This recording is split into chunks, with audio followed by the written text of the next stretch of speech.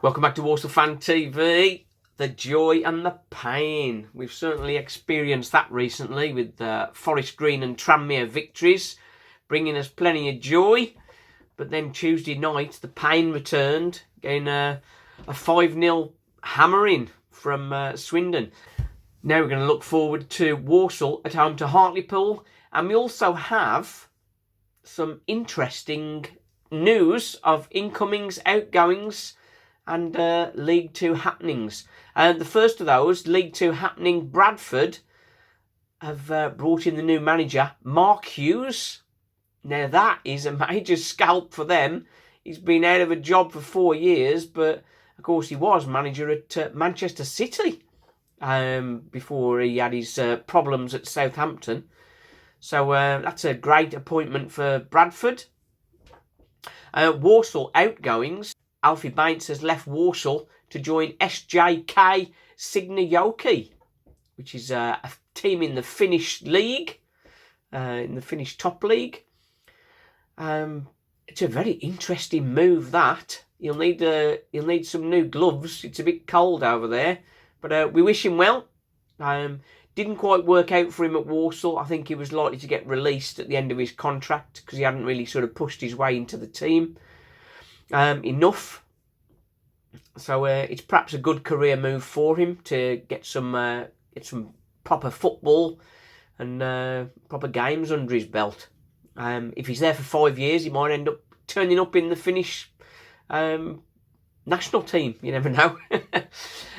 Incoming for Walsall, it's not yet confirmed, but Lee Tomlin, the 33-year-old Cardiff attacking midfielder, has been strongly linked with a move to Walsall. I think he's got some connections with Mike Flynn. He's currently not in contract after mutually agreeing to step away from Cardiff in October last year, after only playing 5 games for them in the Championship, of course.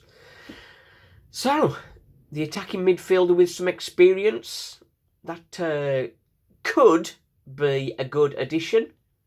Similar to Rodney, he's not played many games, so you got to question sort of what level of fitness is he going to have. But Walsall do need some of that experience and get somebody sort of pulling the strings, because Osadibe in that cam role, very frustrating player, and he's maybe had his chances and it's time for somebody else to have a go. Or is it just 2 games in 1 week as perhaps a bit too much for him?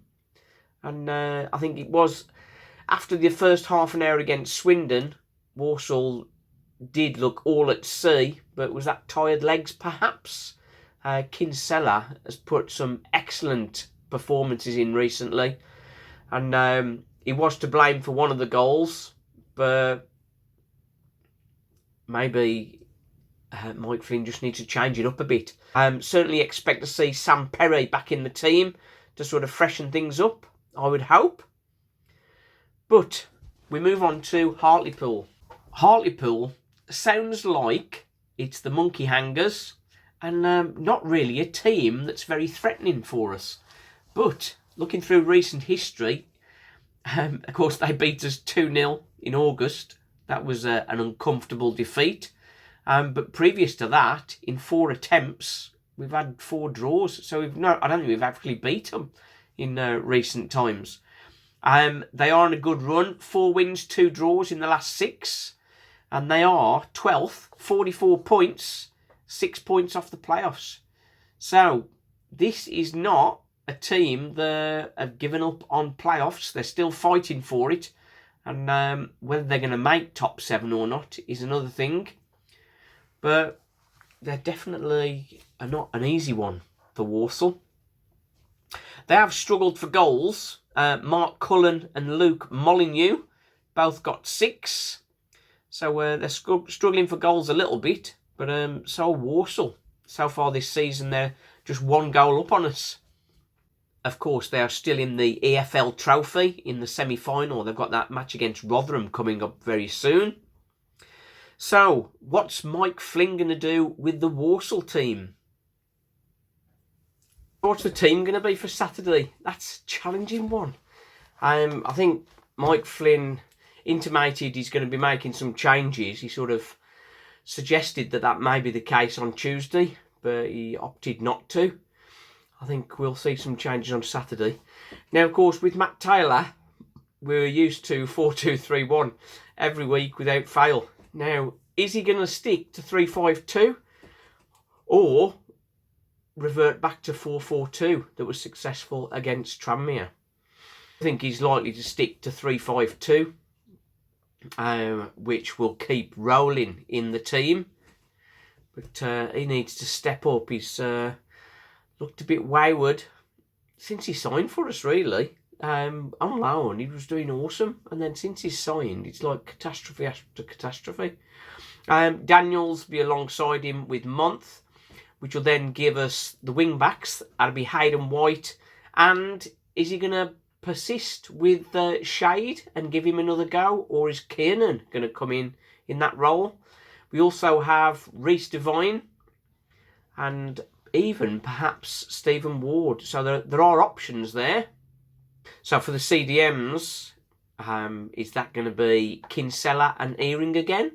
Or are we going to have Labadie come in and start? Which is probably more likely. Kinsella, he'd be lucky to lose out after one sort of slightly wayward performance. I think we'll have Labadie and Kinsella. And then Earing maybe pushing forward into the cam role and Osadebe dropping out. Unless, of course, Lee Tomlin is fit and he can come straight in.